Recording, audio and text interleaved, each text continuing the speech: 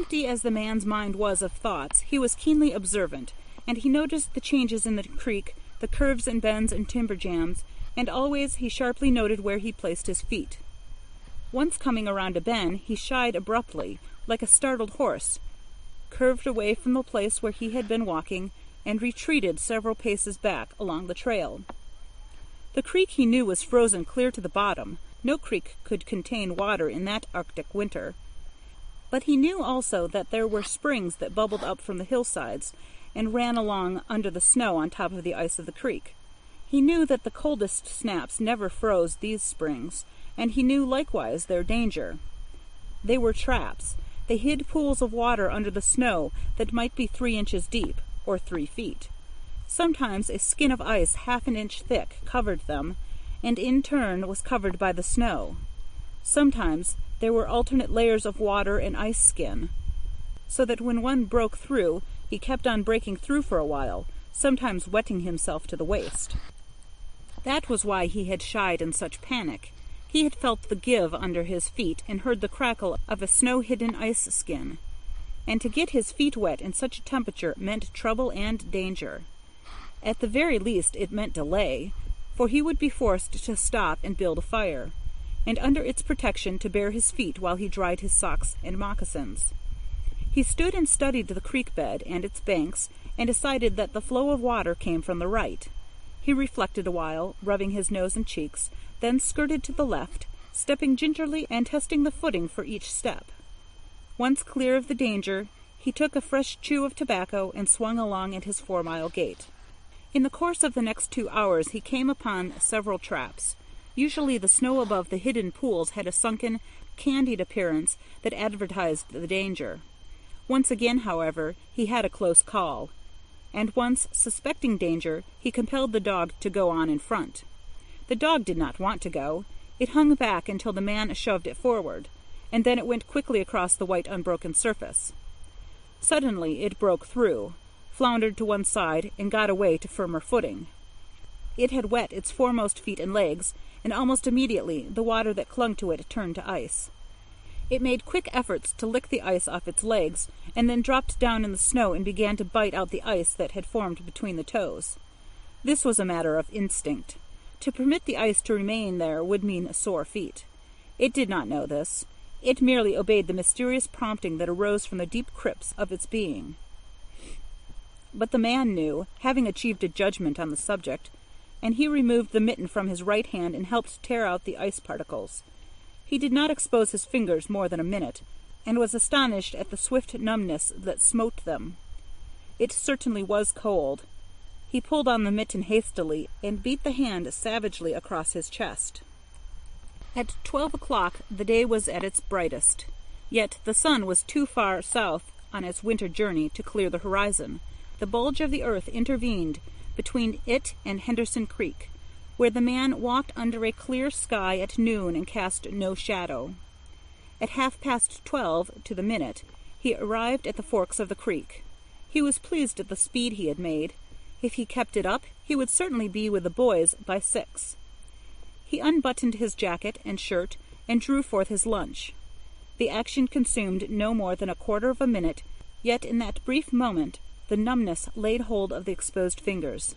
He did not put the mitten on, but, instead, struck the fingers a dozen sharp smashes against his leg. Then he sat down on a snow-covered log to eat. The sting that followed upon the striking of his fingers against his leg ceased so quickly that he was startled. He had had no chance to take a bite of biscuit. He struck the fingers repeatedly and returned them to the mitten, baring the other hand for the purpose of eating. He tried to take a mouthful, but the ice muzzle prevented. He had forgotten to build a fire and thaw out. He chuckled at his foolishness, and as he chuckled he noted the numbness creeping into the exposed fingers. Also, he noted that the stinging which had first come to his toes when he sat down was already passing away. He wondered whether the toes were warm or numbed. He moved them inside the moccasin and decided that they were numbed. He pulled the mitten on hurriedly and stood up. He was a bit frightened. He stamped up and down until the stinging returned into the feet. It certainly was cold, was his thought. That man from Sulphur Creek had spoken the truth when telling how cold it sometimes got in the country. and he had laughed at him at the time. That showed one must not be too sure of things. There was no mistake about it. It was cold. He strode up and down, stamping his feet and threshing his arms, until reassured by the returning warmth.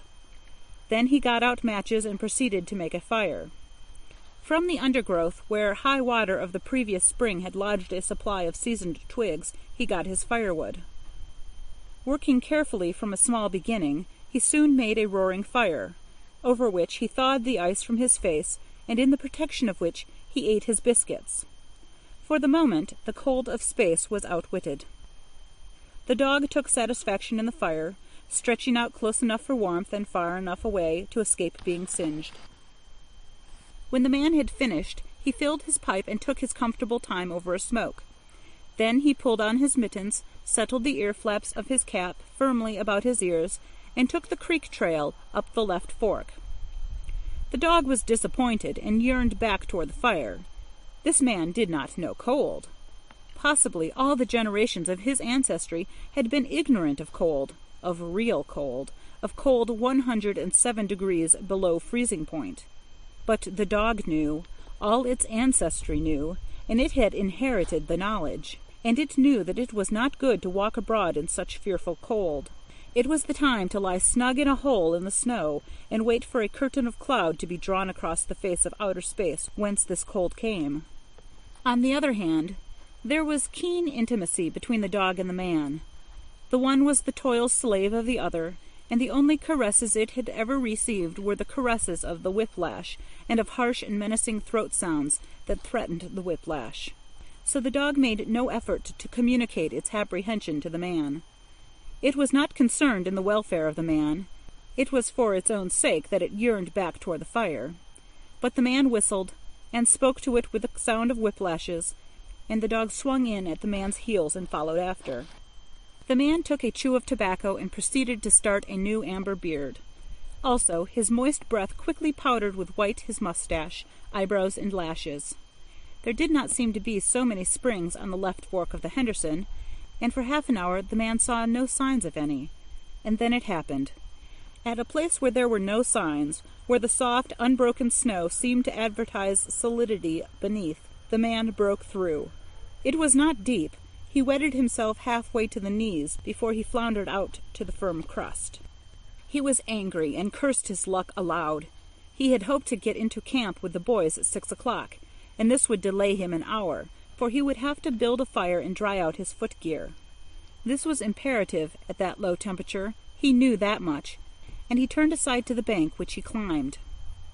On top, tangled in the underbrush about the trunks of several small spruce trees, was a high-water deposit of dry firewood, sticks and twigs principally, but also larger portions of seasoned branches and fine, dry, last year's grasses.